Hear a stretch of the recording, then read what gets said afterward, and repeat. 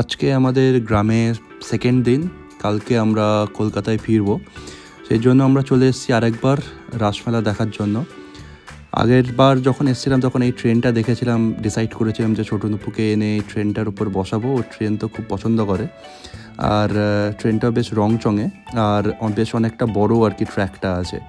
তো সেটার জন্য আমরা নিয়ে এসেছি। এখন বেশ ঠান্ডা পড়ে গেছে, ছোটো নুপুকে টুপি মাথায় বসিয়ে ট্রেনে চাপানো হয়েছে। ট্রেন মোটামুটি চলছে 5-10 চক্কর, কত 15 টাকা না 30 টাকা নিয়েছে।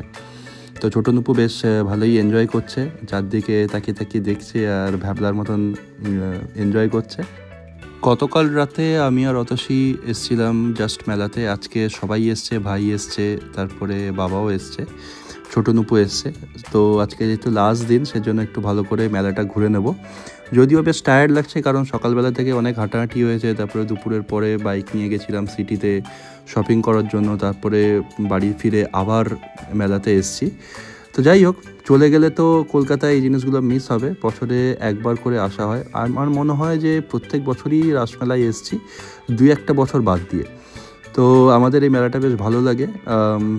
অনেক দিন ধরে দেখছি মেলাটা জমজমাট। নতুনত্ব হয়তো সেরকম কিছু নেই, কিন্তু প্রত্যেক বছরে মানে শীতকালে এসে মেলাতে ঘুরতে বেশ ভালোই লাগে। আর প্রচুর দোকানপাট থাকে, জমজমাট ব্যাপার, আর আশেপাশের গ্রাম থেকে অনেকে লোক আসে, বেশ ভালো লাগে আর কি।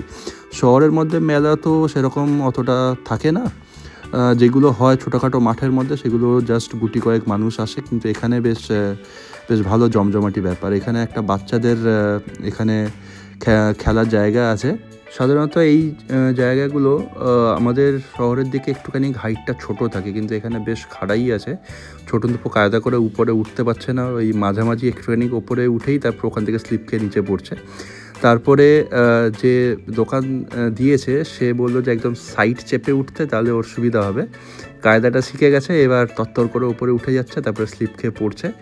তো এখন বেশ ভালোই এনজয় করছে আর কি। তো আশেপাশে দেখছো যে আরও ছোটো ছোটো বাচ্চারা সব এনজয় করছে। এই জায়গাটা বেশ ভালো। ছোটো নুপু এটার উপর আবার জাম্পিংও করছে, ট্র্যাম্পোলিনে যেরকম জাম্প করে সেরকম। লোকটা বললো যে এখানে জাম্প করো না, এটা স্লিপ খাওয়ার জায়গা। এই যে করে স্লিপ খেয়ে নিচে নেমে পড়ছে, বেশ ভালোই মজা পাচ্ছে।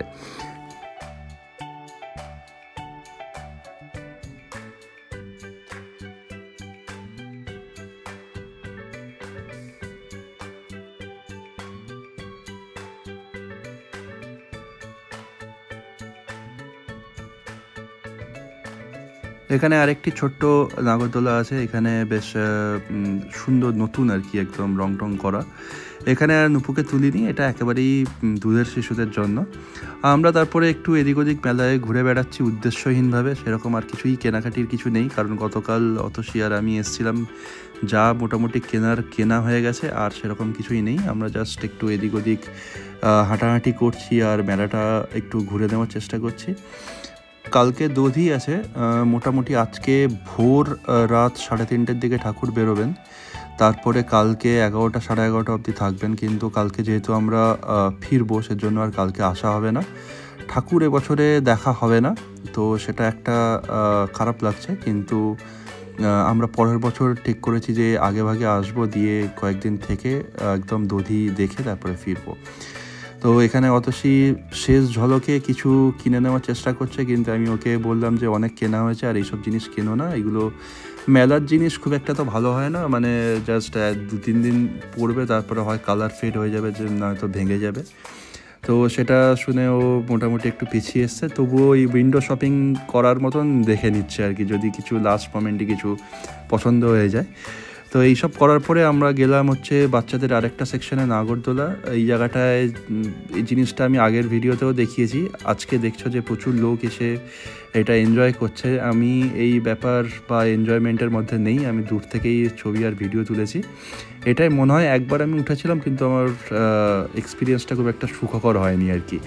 তো যাই হোক, এইসব দেখার পরে আমরা বাড়ি ফিরে এলাম।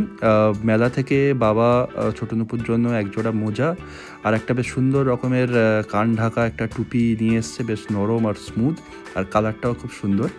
এইটা কি গিফট করেছে ছোটো নুপুকে।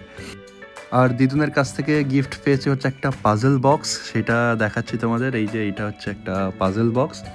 এখানে 3 রকমের পাজল আছে, একটা রয়্যাল বেঙ্গল টাইগার আছে, একটা ম্যাকাও আছে, আর একটা মনে হয় ট্রি আছে, বেনিয়ান ট্রি। তো ছোটো নূপু সকাল থেকেই এটা বেশ খেলাধুলা করার চেষ্টা করছে, কিন্তু সাজাতে পারছিল না। তারপরে ওকে একটুখানি হেল্প করার পরে ও ব্যাপারটা শিখে নিয়েছে। তারপরে আমি তো সাজিয়ে দিয়েছি, তারপরে সেই সাজানোটা তারপরে আমি যখন আবার একদম নষ্ট করে দিচ্ছি সাজানোটা, ওকে আবার বলছি যে প্রথম থেকে আবার সাজা, সেটাতে ও রাজি নয়। তো যাই হোক, এখানে টাইগার আছে, এখানে একটা ম্যাকাও দেখতে পাচ্ছ, আর ম্যাকাওয়ের নিচে একটা বেরিয়ান ট্রি আছে। পাজলটা খারাপ না, কিন্তু বাচ্চাদের জন্য তো এইসব ছোটোখাটো খেলনা বা এইসব জিনিসগুলো খুব মজার লাগে। আমরাও ছোটোবেলায় এইগুলো নিয়ে খেলেছি, এইগুলো ছোটোবেলাটা ফিরে পাওয়া যায় আর কি। যাই হোক, ভিডিওটা আমি আজকে আপাতত এখানেই শেষ করব, তার কারণ রাত হয়েছে, আর কালকে যেহেতু বাড়ি ফিরবো সেজন্য জিনিসপত্র প্যাকিং করতে হবে, সেটার জন্য একটু টাইম লাগবে। তো আপাতত ভিডিওটা আমি এখানেই শেষ করব। ভিডিওটা ভালো লেগে থাকলে তাহলে অবশ্যই লাইক, কমেন্ট আর শেয়ার করে দিও, আর চ্যানেলটা সাবস্ক্রাইব করে দিও। আজকের জন্য টাটা। কালকে ফেরার দিন যদি সেরকম চাঞ্চল্যকর কিছু হয় তাহলে ভিডিও বানাবো, নয়তো কলকাতায় ব্যাক করে আবার যেরকম হয়।